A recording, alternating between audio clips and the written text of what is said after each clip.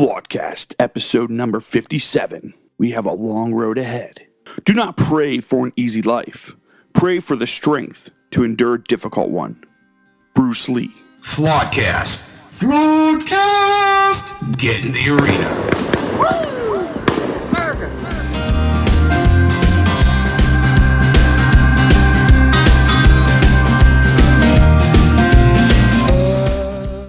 What's up, Will?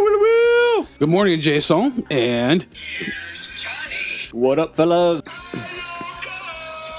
I just love how he just brings his own theme music. I like it, dude. If I wasn't so lazy, I would probably bring my own. Well, good. I don't. Nothing but time, fellas. Nothing but time. We want to thank everyone for listening and tuning in. As we are recording this, our latest episode about the Great Reset has gotten a lot of views, a lot of listens, however, no comments. So that is a phenomenon that has not happened. No. This is 2 weeks in a row. The no comments. So that's telling us something. They really, really like us. We're not, but... Or our governor maybe shutting it down. Mr. DeWiner. Yeah, Mr.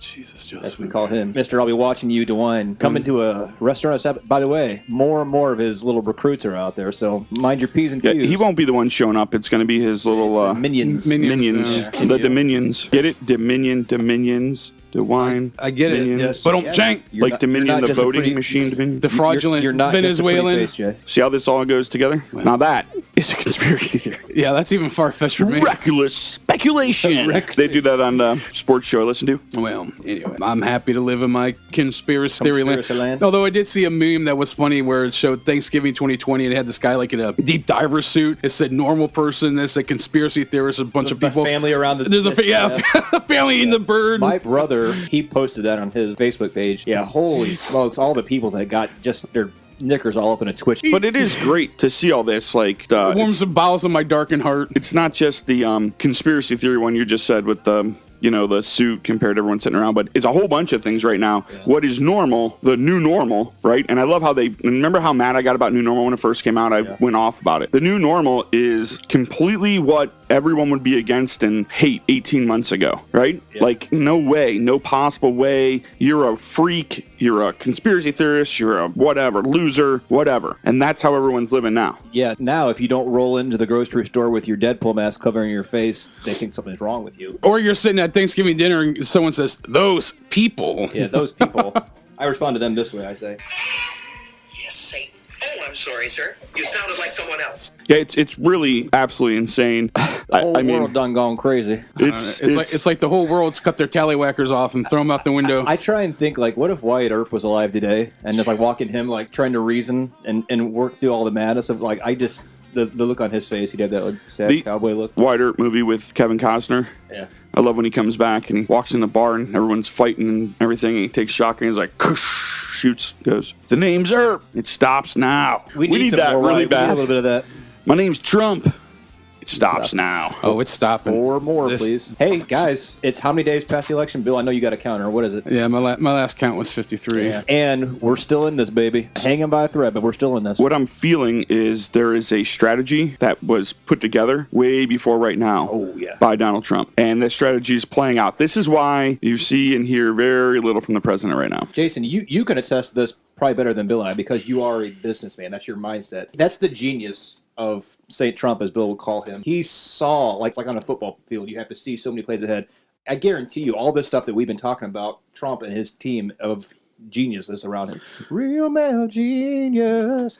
His geniuses around him had to have seen this a long time ago. Well, and you speak to this because you know this. This is what you're... Well, no, not just that. I mean, Bill saw this coming, right? Anyone who pays attention, who really pays attention and watches, it's not as if this was hidden anywhere. It's hidden in plain sight. They literally told you exactly what they were going to do. The difference is, what makes Trump genius is he wasn't going, no way. There's no way. Well, and they put the plan together. I mean, how long have the Clintons been doing it? Right there, like right out in front of everyone. Like, come on, the Clinton Foundation, really? Like, no one questioned questions that, they give like less than 1% of all their money they make away. Everything else goes to them. Are you kidding me? Yeah, what happened to all those tens of thousands of little children from Haiti? But what's crazy, like, no one questions it. I don't understand. And if you do question it, like John likes to say, you might shoot yourself in the back of the head twice in the creek in the woods. No, I'm grateful that St. Trump is where he is for a time such as this. I'll tell you this, they ain't conceding nothing, and he ain't going nowhere. Oh, he's 100% no. He's dug in. He's Alamoed in. The choice now, I guess, you would need to make is what team are you going to volunteer for? It's coming there. I have these conversations. Hide your wife, hide your kids. And people bring this up to me. I think some people are starting to wake up. They're starting to smell what the Rock's been cooking. I guess. And I'm just saying this. The time's kind of trickling. The sand's coming through the hourglass. And, to quote Steve Miller Band, time keeps on slipping into the future. So that being said, on a side note, because I know we got to get into this, but we have a group text here and we share these videos. And the last couple of videos we've been sharing are people who are using their constitutional rights to stand up for their businesses, for their families, for their houses. And this is something that since the inception of Flawedcast that we've been saying is like, you need to know your rights. You need to understand your constitutional rights. There's a lot of Wyatt Earp standing in that lake saying, no more, no. Exactly. It just made me really, really happy because there are people, and listen, if you have not read the Constitution, while it's not banned, you really should. And also, to that point, too, finally, and I know it wasn't unanimous, it was a 5-4 vote, but finally sanity prevailed, in at least temporarily, in New York, where the Supreme Court basically told Cuomo to... Yeah, you can't do this to religious... I know that it's not an overwhelming victory, but, we'll take what we can get. It's something in the right direction. Yeah. Right. No, and I applaud. I don't know what's up with Chief Justice Roberts, but I would say this, they can make all the rulings they want, but if the pastors are going to be cowards, which they are, most of them, and they're not going to... I just passed a church and they had a sign out front that said, stay at home, pray at home. I'm like, what's with this stay at home? Well, get on the train. I'm just saying this, and I know how this is because I get these comments. I will continue to call out these wolves in sheep's clothing because as a shepherd, you need to be a leader and guide and protect your sheep. If you are acquiescing to Luciferian, improper, illegal edicts, you are not doing that. And you can call me if you want. That's fine. That's the truth. In the one video you sent where the business owners got together, they started chanting. That's how they finally got the sheriffs and the health inspectors out of their business.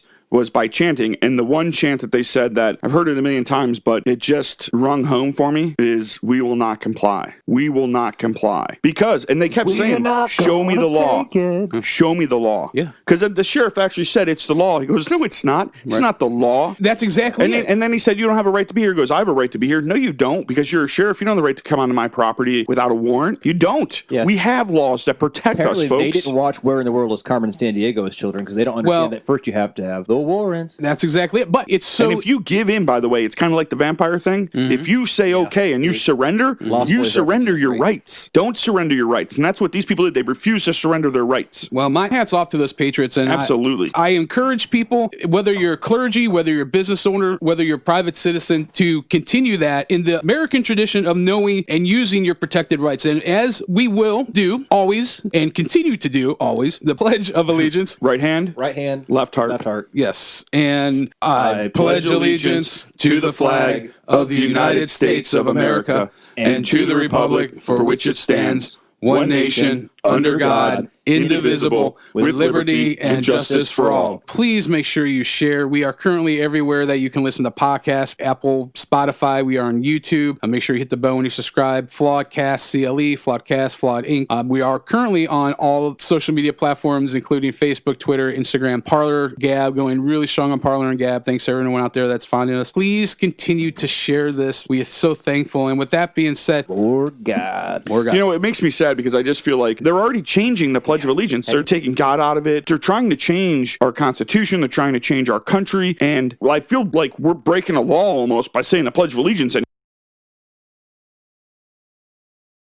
we all will. In face of the globalist tyranny, gladly. And I will also say this, that I just watched Pearl Harbor, and when they're doing that Doolittle's raid, they're like, what would you do if you ran out of gas? If you ran out of gas? And he said, I'm an old man. This is not what you should do. This is what I would do. I would steer my plane into the biggest military target I can and kill them all. And we've lost that essence of Americana where it's like, the whole idea, like, come take them, or you may take my life, but you'll never take my liberty. And I just think that those sentiments from long ago. I feel like our forefathers Absolutely. are calling out to us from beyond. I just had this conversation with my father yesterday. That's what it is. The Yeah. only way we win this fight is if we're willing to put the greater good ahead of our own. And no, I agree. And I think let's just start to get into this. And I'm going to read one scripture, and then we're going to get into the articles. And this scripture came to me this week when I was praying and thinking. Jeremiah 12:5. This is from the New International Version. It says, "If you have raced with men on foot, and they have worn you out, how will you compete with horses? And if you stumble in safe country, how will you manage in the thickets by the Jordan?" And here this deep right. waters there. Well, and this is how it says in the Amplified. If you have raced with men on foot and they have tired you out, how can you compete with horses? And if you fall down in a land of peace where you feel secure, how then will you do among the lions and the flooded thickets by the Jordan? And the idea of if you have run with men and you are weary just in that, how do you think you will be able to contend with a horse? And in that regard, you can say something that is more superior, that has more endurance. You know, that Bruce Lee quote, "Do not pray for an easy life, pray for the strength to endure a difficult one." That's where we're at. And I'm seeing a lot of people who are so-called patriots just literally crapping out and giving out. And people who are Christians giving out. And one of our senators, Rob Portman, I'm absolutely ashamed of this guy. I'm ashamed I voted for this guy because this week he's asking Trump to concede and to go and welcome Biden. And to him, I hope he likes jazz music because I got a note I can play for him all day long.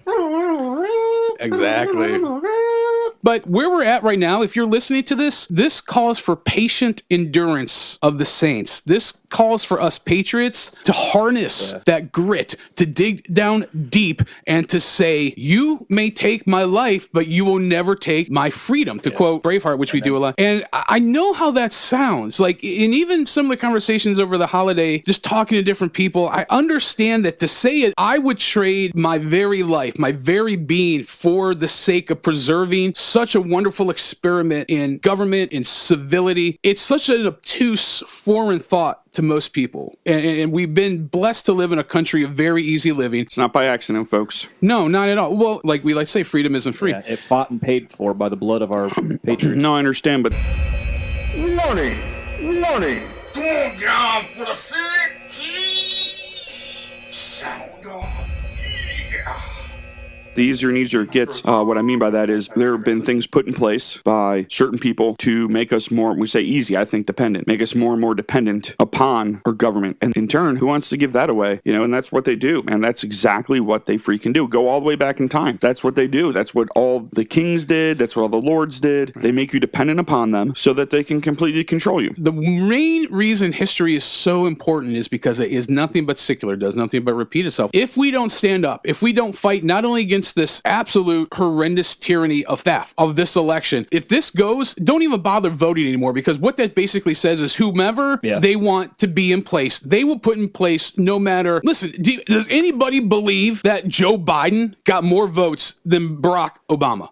Does any sane that I have person conversations with on social media? Yes, but aside from that, no. So people living in reality. Yes, people who live in the real world. There's people who understand. believe it, but They can't prove it. all I can say is that's what the media says, so that must be true. They're the same ones that are saying, get over it, give up now. It's time to concede. It's time to lay down your arms. It's time to give up your country. Well, the other thing is that if we allow this to go the way, you know, I've had a lot of people ask me what I think, and I think this. I think they're going to continue to clamp down on this medical tyranny. They're going to continue to basically suffocate any small business, any business that isn't from the nationwide company store. And what they're going to do then at that point, they're going to make such a desperate economical situation. At that point, that's when they're going to start coming for the Second Amendment. That's when they're going to start ratcheting up all this stuff, that the First Amendment. So this is something that's been played out and sought out through history, and it's very subtle, it's very slow. But I'm just telling you, if we allow this injustice and travesty, and this isn't sour grapes like we lost, if we lost a fair election, I'd say, okay, hey, listen, we lost, and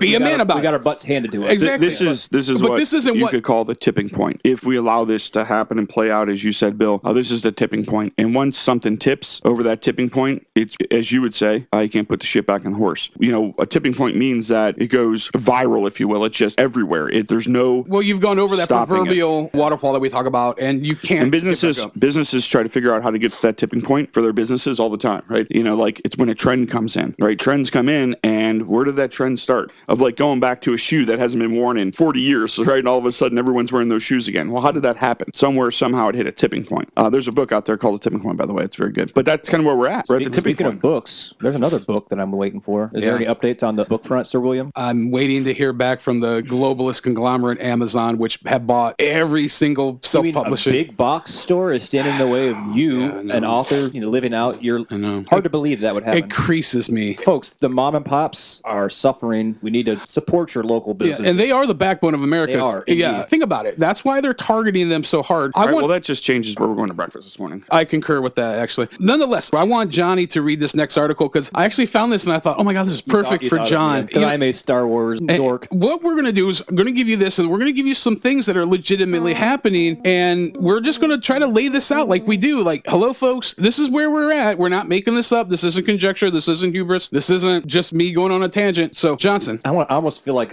Jason, can you do the headline? You do a very Darth Vader. Do the Darth Vader of the Death Star. The Death Star strategy. Is Trump contemplating the ultimate constitutional trick shot? The press conference by President Trump's legal team left many breathless as Trump counsel Rudy Giuliani alleged a global communist conspiracy to steal the 2020 election. While making passing references to credible election challenges over provisional ballots or curing rules, he repeatedly repeated to the allegation of a purported massive conspiracy directed by Democrats to change and inject votes into state tallies. It was a strange narrative that seemed to move away from the provable to the unbelievable. The question is, why? One possibility: to raise sweeping allegations with insufficient time to resolve them in order to force an electoral college fight. The idea would be to give license to Republican-controlled legislatures to intervene with their own set of electors or block the submission of any other set of electors. Concern over such a strategy was magnified when St. Trump, called key Republican leaders from Michigan's legislature to the White House on Friday. Call it the Death Star strategy. In Star Wars, a struggling rebellion was in full retreat on every front against an overwhelming force in the Empire. The rebels were left with just one strategy, and literally just one shot. Luke Skywalker had to skim the surface of the Death Star along a trench and fire a round into a small thermal exhaust port to travel down an air shaft and cause an explosion in the core reactor, which is not an impossible shot because he shot womp rats on his hometown Tatooine, so it's doable. Then, poof, no more Death Star. However, if this is a Trump's team plan, it will make Luke Skywalker's shot look like a beanbag toss. The electoral trench. The trench, in this instance, is found in the state election systems leading into the electoral equivalent of the exhaust port in the Constitution's Electoral College. It is the Electoral College where the actual election of an American president occurs. Each state certifies votes to the Electoral College, a figure that adds up to the number of member of states have in the two houses of Congress, or 535. In addition, for Electoral College purposes, the District of Columbia is given 3 electors, for a total of 538. Thus, a candidate must have at least 270 electoral votes to become president. To reach that exhaust port, Trump's legal team, the equivalent of X-Wing fighters from Star Wars, must get all the way down the electoral trench, if you will, by creating challenges to multiple state certifications and deny Joe Biden the 270 threshold or claim those votes for Mr. Trump, St. Trump, if you will. The Trump team has focused on states such as Arizona, Georgia, Michigan, Nevada, and Pennsylvania. If the litigation can create serious doubts over the authentication or tabulation of ballots, the Trump campaign could force fights on the floor of these state legislatures. However, after meeting with the president on Friday, the Michigan legislative leaders dealt that potential strategy a serious blow by saying they are unaware of anything that would change their state certification for Biden, the electoral shaft strategy. Once litigation introduces doubt as to the validity of the vote, the matter travels down the electoral version of the Death Star's air shaft to individual state legislatures. This is when things move into some uncertain constitutional physics. Article 2 of the Constitution states that electors are appointed in such manner as the legislature thereof may direct. All but a couple states have directed that all of their electoral votes will go to the candidate with a greater number of statewide votes. The question is, what happens if legislators decide they cannot say with confidence who won the greater number of votes? Such controversies have arisen before, as in 2004, when Democrats objected to counting Ohio's electoral votes due to voting irregularities. Where have we heard that lately? The greatest controversy occurred in the year 1876 after a close, heated election between Republican-led Rutherford Hayes, and Democratic candidate Samuel Tilden. Like Biden, Tilden won the popular vote and more electoral votes, 184 to Hayes' 165. The problem, however, was that rampant fraud was alleged in Florida, Louisiana, and South Carolina. For example, South Carolina reported 101% of voters voting. Where does that also sound familiar? The controversy led to rival sets of electors being sent to Congress. A long fight led to the improbable election of Hayes as president. For Trump to pull off a similar maneuver, he would need the cooperation of Republican state legislatures. He also would face collateral litigation over who should certify electors, a state's governor or its legislature. In Bush v. Gore, the year 2000, the Supreme Court ordered an effective halt to further litigation, but that was just one state. It is possible that such multi-state litigation could push the challenges beyond the end of the safe harbor period for certification on December 8th or beyond December 23rd, when those votes are supposed to be submitted to Congress. Indeed, it could force a fight on January 6th when Congress gathers in joint session to count the votes. Now we have the electoral reactor. Only then would the action make it into the core reactor, if you will, the equivalent of our constitutional system, the joint session of Congress. This would trigger a law passed after the Hayes-Tilden election. Unfortunately, the Electoral Count Act, the ECA, if you will, of 1887, is hardly a model of clarity and would become the focus of litigation itself. Under some circumstances, Vice President Pence could issue a ruling in favor of Trump, but one senator and one House member could challenge his ruling. What if there were insufficient votes overall to elect a president? This is where we could see a rare court intervention in the contested election in Congress. The ECA is ambiguous on what it means to have the majority of electors. It does not clearly state whether the majority of electors appointed means the majority of the 538 electors, which would be 270, or simply a majority of those electors accepted or successfully certified, allowing the election with less than 270 electoral votes. There are also untested terms and provisions ranging from the weight given to the decision of the governors and the meaning of what is lawfully certified or whether votes were regularly given. There also is potential under the 12th Amendment for a contingent election when there is a tie or insufficient votes. In such a case, Trump could win again. In that case, the vote for president is held in the House based on state delegations,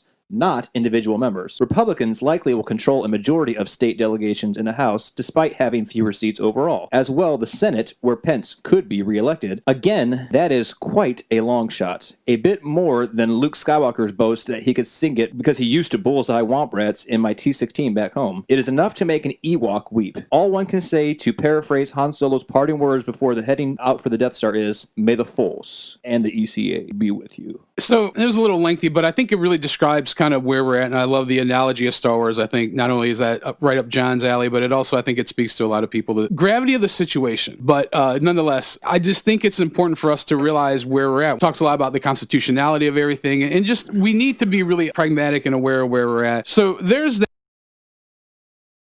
Here, I want you to kind of just go through them as quickly as you can because we need. John took all my time. I relinquish the remainder of my time to Jason. But once again, I want you guys to know this isn't hyperbole. This isn't made up. This is where we're at, folks. So as we're going to give you a real world scenario with Trump, we're going to give you a real world scenario with the absurdness that is going on elsewhere. Left of center, if you will. CNN pundit outrageously claims that Trump will form shadow government and hold counter-inauguration. A CNN pundit has made the extraordinary claim that President Donald Trump will form a shadow government and hold his own counter-inauguration in January with the help of conservative talk radio host Rush Limbaugh. Without providing any evidence to back up his claims, self-professed presidential historian and CNN pundit Douglas Brinkley made the outrageous comments worthy of any online conspiracy theory message board on cable news during a recent segment. The 59-year-old professor of history at Rice University alleged Trump, whom he dubbed a tin pot dictator, is living in some kind of fantasy zone, and when aiming to create a kind of second shadow government out of Mar-a-Lago with the help of conservative talk radio host Rush Limbaugh. The historian opined that Trump will philosophically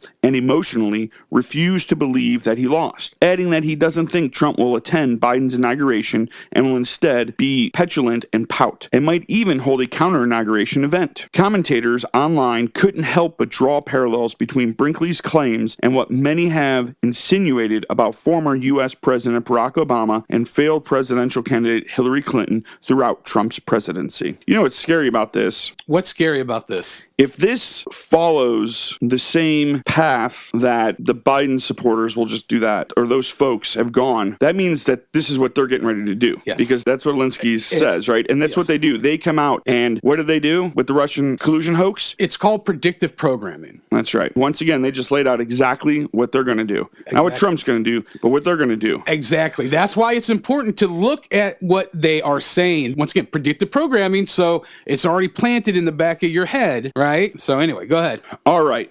New York City will have COVID checkpoints at key bridges and crossings. What is it? This is the new 21 bridges? 21 bridges, the sequel, COVID-19.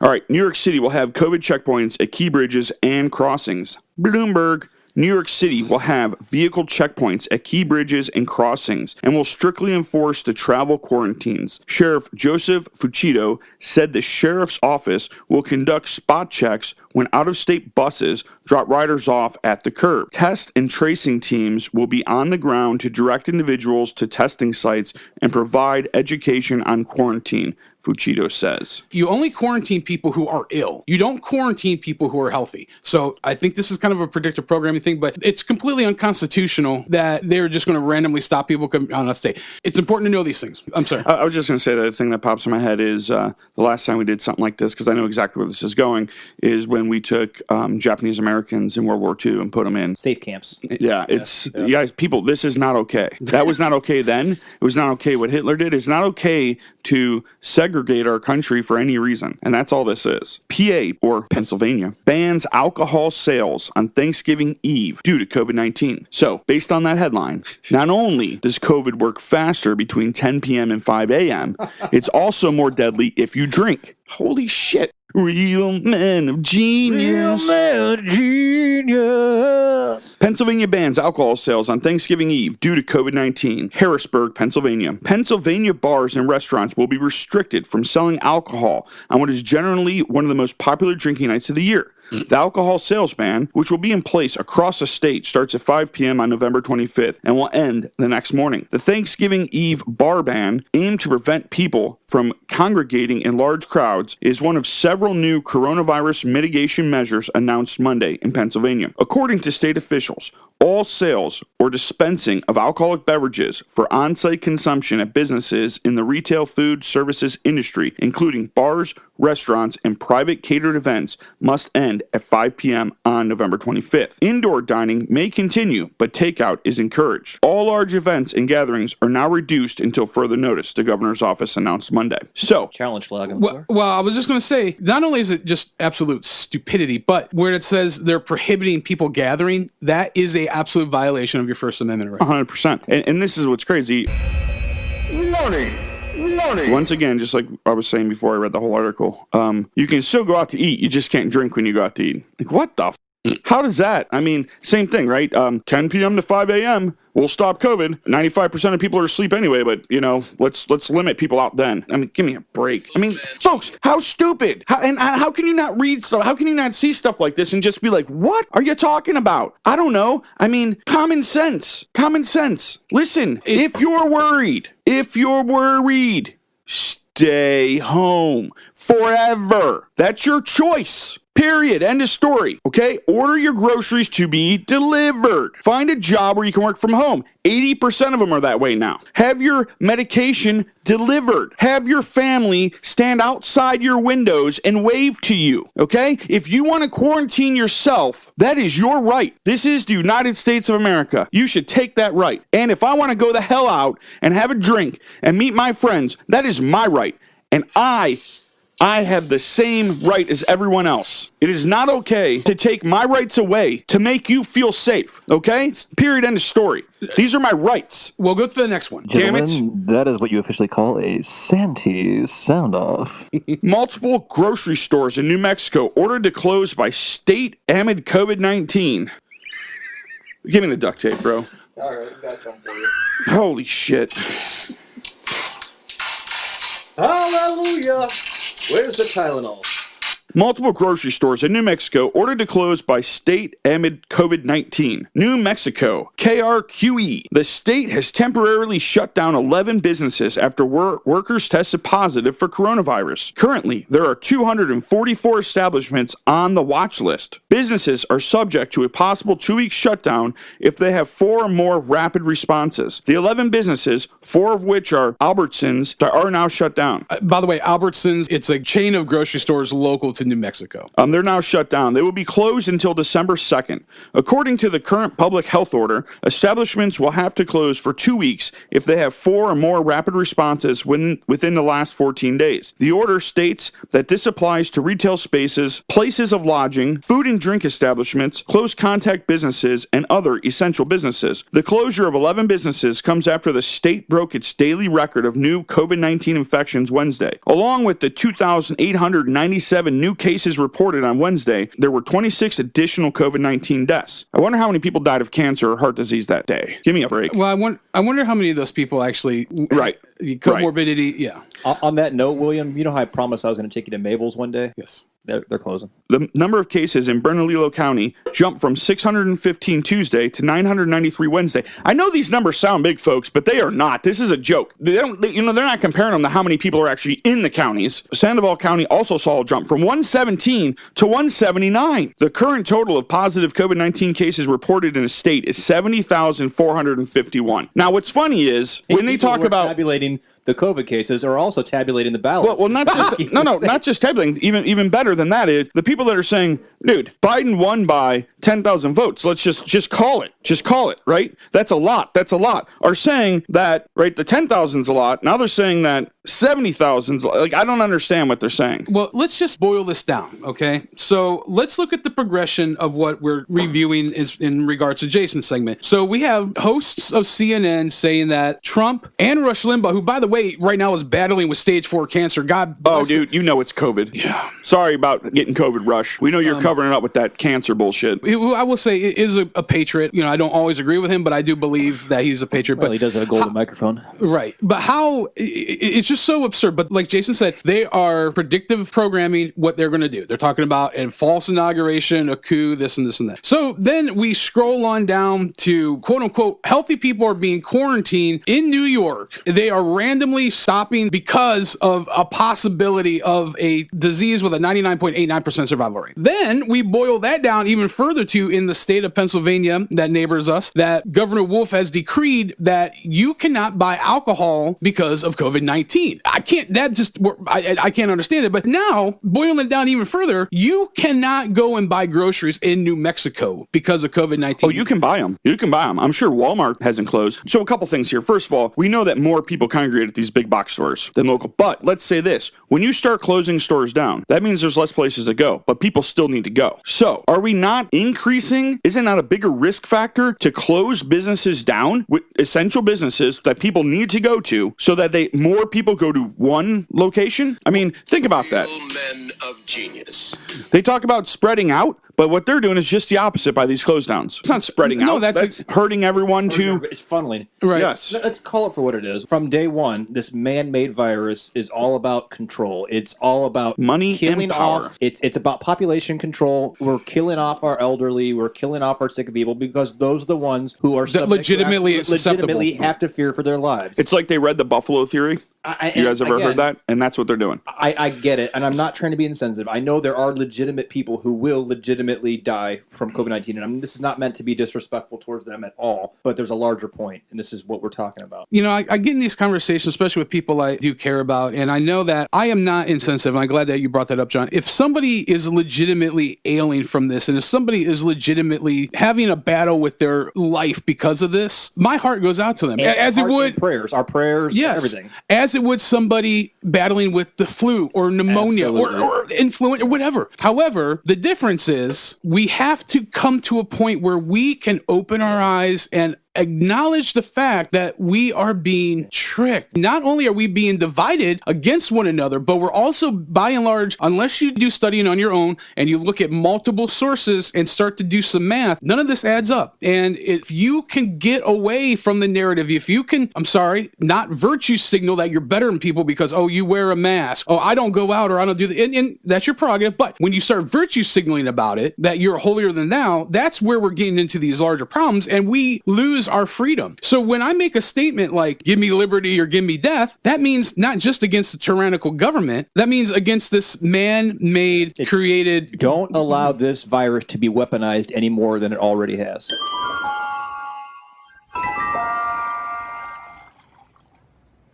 Hey, John, that's weird. That glass looks half full to me. Wow, now that you mention it, it is half full. Oh, that was excellent. That's my preaching moment here. That was excellent. When a tragedy happens, we had a tragedy in our own family. When tragedies happen, what are we taught to do? What do we learn from this? How do we make the best of this? How do we let this situation be a light or an inspiration to somebody else? What do we do with this? Well, what we don't do with it is allow the enemy to continue to dictate the terms of our life because of it. You can't help when bad things happen, and people will legitimately have death and will have suffered, they'll job loss.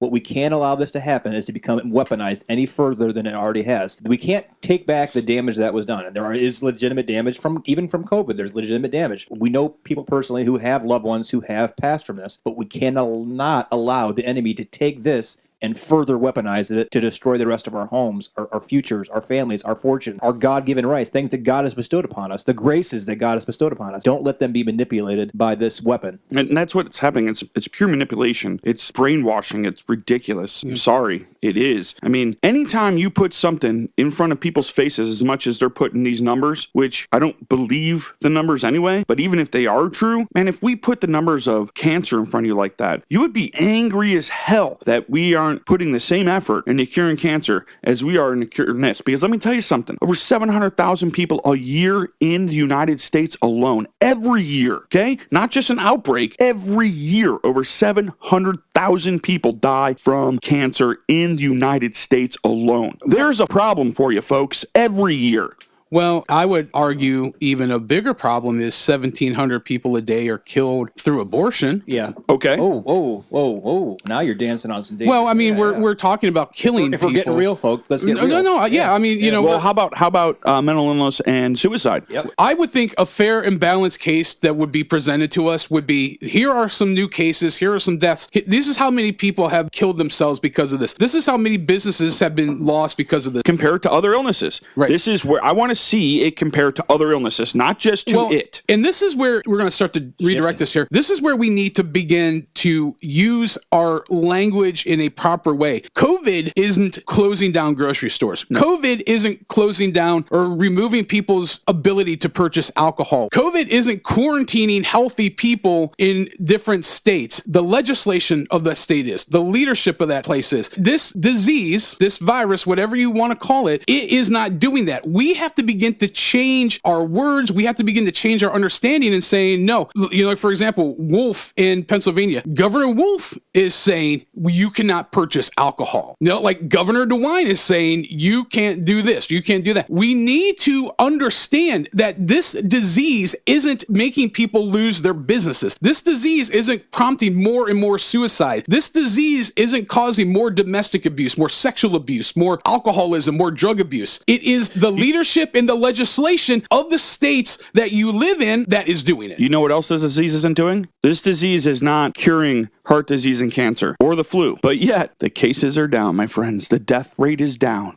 I don't know. Figure it out. 2 + 2 = 19. Yeah. I mean, what are they using? Common Core? Well, oddly enough, we have an Orwell quote coming up here. But let me share a couple verses for you. Revelation 13:10. This is from the NIV version. It says, "If anyone is going into captivity they will go. If anyone will be killed by the sword, with the sword they will be killed." This calls for patient endurance in the faithful part of God's people. Revelation 14:12 NIV. This calls for patient endurance on the part of the people of God who keep his commandments and remain faithful to Jesus. 2 Chronicles 16:9. It says, "For the eyes of the Lord range throughout the earth to to strengthen those whose hearts are fully committed to him. Hebrews 12, 1-2, New King James. Therefore, we also, since are surrounded by a great cloud of witnesses, let us lay aside every weight and sin which so easily ensnares us, and let us with endurance run the race that is set before us, looking unto Jesus, the author and finisher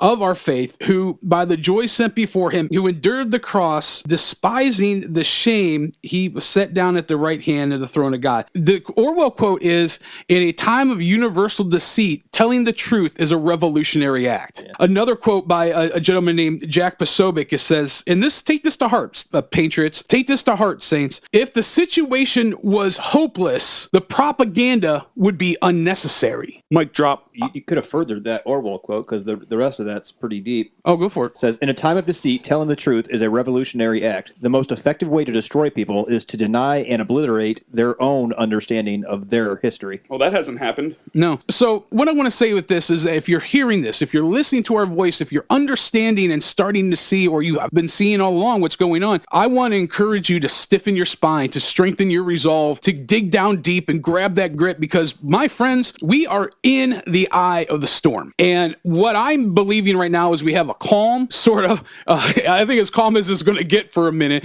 And you need to take this time right now to do a couple things. I want to encourage, get close to God. You know, this is something, honestly, personally, I'm just struggling with myself right now. Get in the Bible. Listen, know the Constitution. Read the Constitution. I'm telling you, it's going to be so important that you know what your rights are, because if you know what your rights are, you would not allow them to violate those. In addition to that, make preparations. I'm fearful for the supply chain breaking down. I am fearful that... No more Sherman Ultra Red to be found. Well, Ultra Strong, I should say. If I have anything to say about it. But nonetheless, I'm trying to give you some nuggets. Make sure that you have a strong community around you that you can trust. Literally, I have the best people in the world around me, and I wouldn't trade any of them, and I'd give my life for any of them. And have those people around you that you're going to be able to trust, that you're going to want in a foxhole. And I can't stress enough, don't give up, don't lose heart. The fight is not over yet. And it's scary when I say these things, when I make predictions, because somehow they seem to come true. What I'm fearful of is that things are going to become increasingly difficult. I think 2020, honestly, was just an hors d'oeuvre. I'm really thinking 2021 is going to be the main dish, and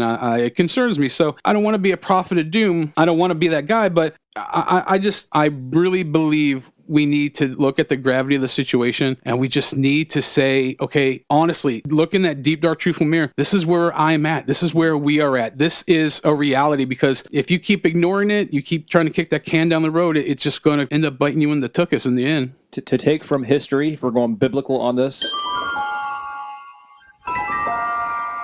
when the shepherd boy David, before he was a king, went out to face Goliath, he was facing a legitimate and real giant. He knew he had the victory. He gave God credit for that victory before it happened, which is another important thing to remember. Praise God, give God credit for the victory that is to come. But he didn't just stop at saying, I know I have the victory, and say, all right, we're good. He still had to go out there and slay the giant. Well, he had to kill the bear. He killed the lion. Yeah. There were stages. And it was a building of his faith. Right. But the point is, the giant's real. What we're facing is a real, legitimate giant. We can't just say, I acknowledge that you're there, and hopefully somebody else will take care of you. He said, I'm embarrassed. He was embarrassed of his fellow countrymen. He was a child. He was a boy in comparison to his older brothers and all these people. He said, you know what? Basically, forget you. If you're not willing to go out there and do this, I'm going to go out there and take care of it. And then he went out there and he slayed the giant. But he had to commit himself to action. Faith without works is dead. Yeah. And honestly, like, you're talking about David as being a shepherd, he stepped up and he slayed that bear. He slayed that lion. He slayed those and the wolves or whatever. And honestly, I'm sorry. I don't see a lot of leaders in the church doing that. Being willing to do that, yeah. I see a lot of leaders in the church laying down with those wolves and laying down with those bears, metaphorically, of course, but I'm sorry. We have to call a spade a spade. We have to just be honest where we're at. And I want to say one last thing. And, like I said, I was watching Pearl Harbor this week, and, take from that what you will. One? Yeah, I was. But there's some things you can take from it. Actually, get past the pointless love triangle. Just give me to a plane, man. Give me to a plane, man. Yeah, well, nonetheless, there There is one scene when Ben Affleck's character, Rafe, he gets drafted in to fight the Nazis in the European theater. And the second he gets there, he sees all these airplanes are like falling to pieces and, they're just tattered and torn. And he's like, hey, get me up there. And the British air commander says, are all the Yanks as anxious as you are to get killed, Lieutenant? And Ben Affleck, in all his serious fervor, says, not anxious to die, sir, anxious to matter. And that's something that when he said that, it just really resonated with me. And I want to believe, if you're listening to this still, that you are one of those kind of people. You're anxious to make a difference. You're anxious to preserve freedom. You're anxious to preserve the heritage that has been long hard and long fought for this country, for this nation. And my encouragement to you is this is a long road ahead of us. This is a long race. This is something that is going to call for endurance, and don't give up hope. And it's weird for me to say this as I'm saying it. Don't give up hope. Don't lose heart, because you literally, I believe, our lives are in the balance. I'm not overstating anything. I really believe that. Remember the heritage that we have too. As good Christian men of faith, it's important to remember the heritage. It's important to remember that we win in the end. Sometimes that you just need that fuel, continue to guide you towards ultimate victory. And just remember, I don't care what you're dealing with. Remember, as Jason had stated before, in the end, we win. I think it was 2 podcasts ago when you were talking about your realization of that, where you said, you know what, I get it, I win. If you need something to sustain you during the fight, and you're going to have to fight, remember, we have a heritage, we have a promise, we have a hope that endures. We win in the end. You still got to fight. Well, if you don't fight, you don't win. If you don't fight, you don't. If you don't fight, you don't get to partake in the spoils of victory. Well, they're hoping we don't fight. And a lot of our countrymen aren't. I'm thinking about our Senator, Rob Portman, the Judas amongst us. But do either of you have any closing, Jason, John? More God, more fight. All right. Well, listen, stay encouraged. Please make sure you share. We are currently everywhere that you can listen to podcasts, Apple, Spotify. We are on YouTube. Make sure you hit the bell when you subscribe. Flawedcast, CLE, Flawedcast, Flawed Inc. We are currently on all of the social media platforms, including Facebook, Twitter, Instagram, Parler, Gab. We just want to continue to ask people to share. Please continue to share this, and we are so thankful. And our website's flawedinc.com. Just updated everything this week. Everything's good to go. Email us at info@flawedinc.com, or what you can do is just send us a message and on our social media platforms like a lot of other people do. But that being said, I want to thank everyone for listening, and be good.